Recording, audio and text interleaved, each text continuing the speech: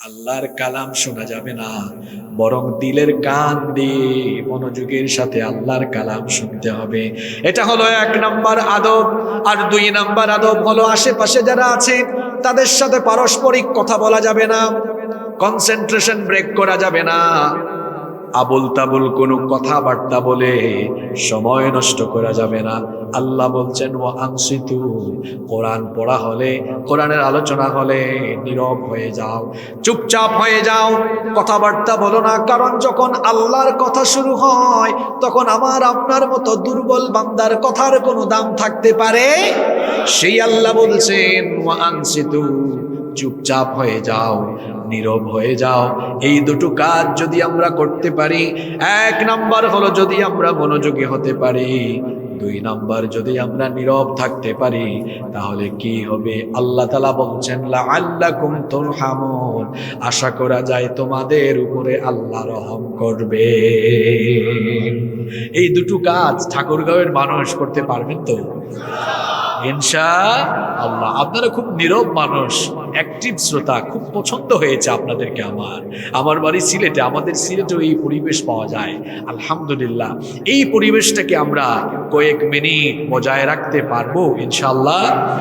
তাহলে চলুন আমরা আরম্ভ করি, আমরা স্টার্ট করি। একটা বাচ্চা ছেলে হারিয়ে গেছে, 7 বছরের মেহেদি। কেউ পেয়ে থাকলে এখানে স্টেজে এনে দিবেন, তার মা বাবা তার জন্য টেনশন করবে। আমরা পেলে এখানে অফিস আছে, অফিসেও দিতে পারবেন ইনশাআল্লাহ। আল্লাহ তাআলা তাকে খুঁজে পাওয়ার ব্যবস্থা করে দেন, বলেন আমিন। সম্মানিত উপস্থিতি, আমাদের এই লাইফ, আমাদের এই জীবন একদিন শেষ হয়ে যাবে। Every soul will take the test of death.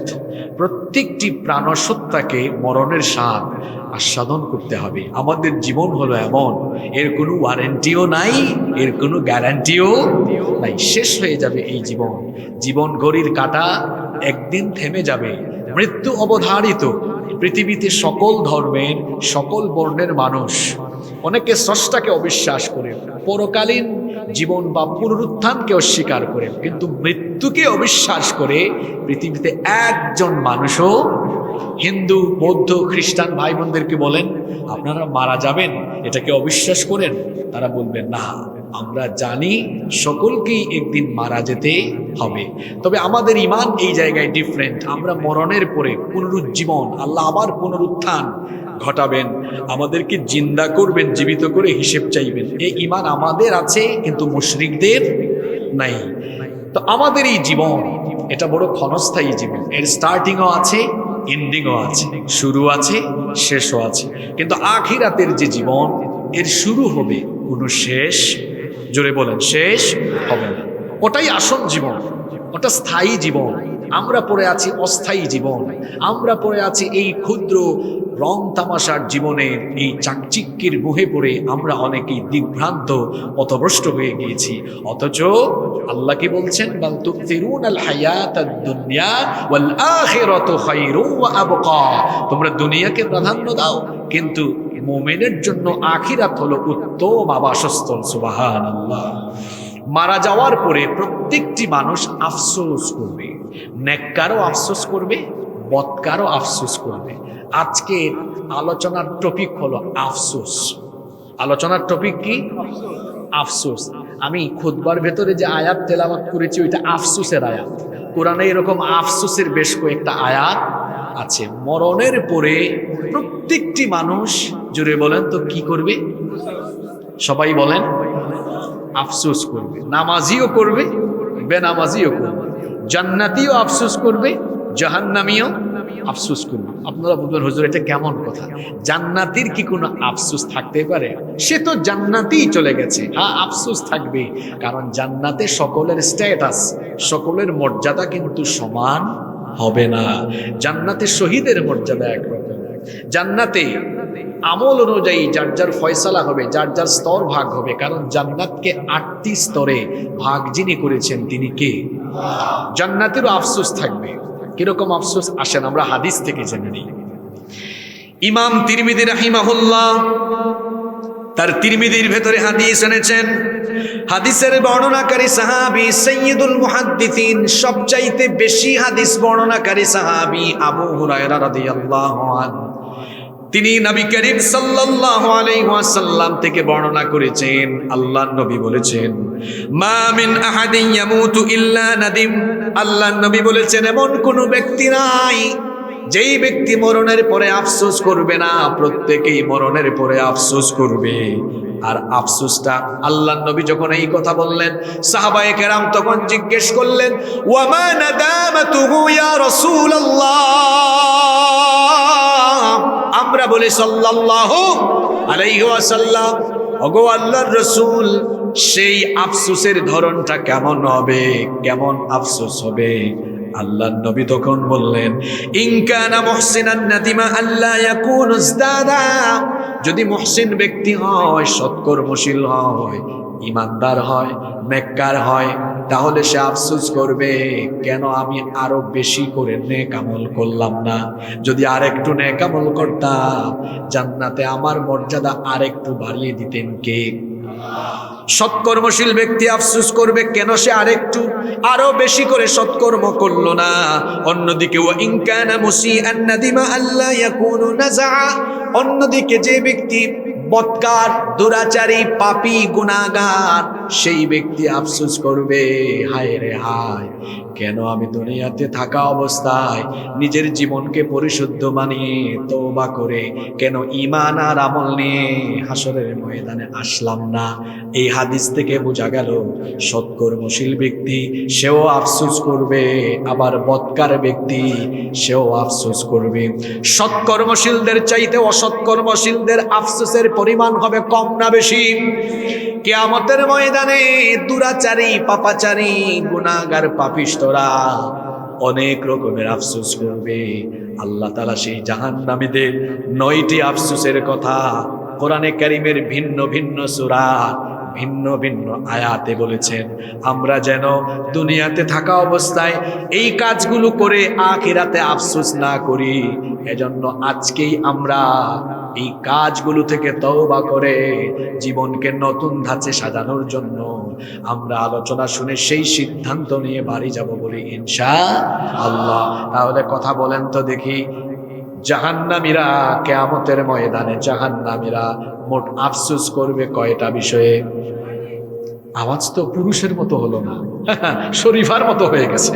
একটু শরীফের মতো বলেন তো, কয়টা? বীর পুরুষের মতো বলেন, কয়টা? উত্তরবঙ্গের মানুষ তো বীর, উত্তরবঙ্গের মানুষ সাহসী। এই সাহসিকতার সূচনা জুলাইয়ে করেছে উত্তরবঙ্গের বীর সন্তান আবু সাঈদ। বাংলাদেশের নতুন স্বাধীনতার সূর্যোদয়ের জন্য প্রথমেই জীবন দিয়ে শহীদ ঈদগাহে সামিল হয়ে লক্ষ লক্ষ তরুণ আর যুবককে শাহাদাতের ঈদগাহে সামিল হওয়ার প্রেরণা জুগিয়েছে এই রংপুরের বীর সন্তান আবু সাঈদ। আপনারা তো সেই অঞ্চলের মানুষ, আপনাদের কণ্ঠের মধ্যে, গলার মধ্যে তো একটু ওমর ওমর ভাব থাকা লাগবে। এই তো, এটা ওমর ওমর ভাব আসছে। আল্লাহ কবুল করেন। জার্নি করে আসলাম আমি, কথা বলছি আমি, ক্লান্ত হয়ে যাচ্ছেন আপনারা, এটা হইলে তো হবে না। সবাই খেয়ে এসেছেন? চলবে তো কিছুক্ষণ। আজকে অনেক সুন্দর সুন্দর চমৎকার তথ্য আপনাদের জন্য নিয়ে এসেছি। পাশাপাশি এই সমকালীন সময়ে আমাদের কি করণীয় আজকে আল্লাহর কোরআন আমাদেরকে বলে দিবে। কারণ কোরআন হচ্ছে প্রবলেম সলভিং মেথোডোলজি, সকল সমস্যার সমাধানকারী গ্রন্থ এই কোরআন। এটি নাজিল করেছেন কে? তাহলে জাহান্নামীরা আফসোস করবে কয়টা বিষয়ে? 9টা।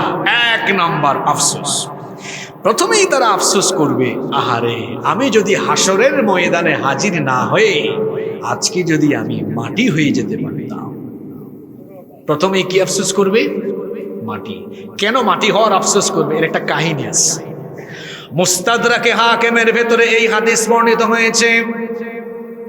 ময়দানে মাহশরে, হাসরের ময়দানে রব্বুল আলামিন দুনিয়ার সকল মানুষ, জিন, ইনসান এবং অন্যান্য যত প্রাণী আছে, যত জীবজন্তু, পশু পাখি আছে, সবাইকে আল্লাহ হাসরের মাঠে উঠাবেন।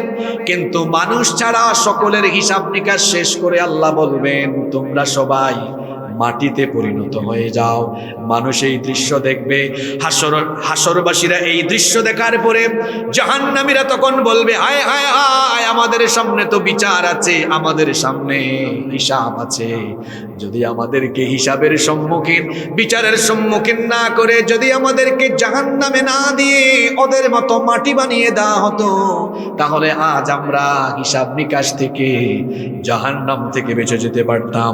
কোরআনে কারীমের ৭৮ নম্বর সূরা সূরাতুন নাবায়ের ৩৯ নম্বর আয়াত থেকে রব্বুল আলামিন বলছেন, যালিকাল ইয়াউমুল হাক্কু ফামান শাআ ইত্তাখাযা ইলা রাব্বিহি মাআবা। আল্লাহ তাআলা বলছেন এটাই হচ্ছে সেই মহাসত্যের দিন, যে ব্যাপারে আল্লাহ ওয়াদা করেছেন এই দিন ঘটবেই ঘটবে, এটা সেই ওয়াদা করা দিন। ফামান শাআ ইত্তাখাযা ইলা রাব্বিহি মাআবা। অতএব যে ব্যক্তি চাইবে সে তার রবের নিকট আশ্রয় গ্রহণ করতে পারবে। ইন্না আনযারনাকুম আযাবান করিবা। আল্লাহ তাআলা বলছেন নিশ্চয়ই আমি তোমাদেরকে নিকটবর্তী আযাবের ব্যাপারে সতর্ক করছি। কি সেই নিকটবর্তী আযাব? কোন সেই দিন? আল্লাহ বলছেন, ইয়াউমা ইয়ানদুরুল মার'উ মা কদ্দামাত ইয়াদাহু ওয়া ইয়াকুলুল কাফিরু ইয়া লাইতানি কুনতু তুরাবা। সেই দিন দেখা যাবে মানুষ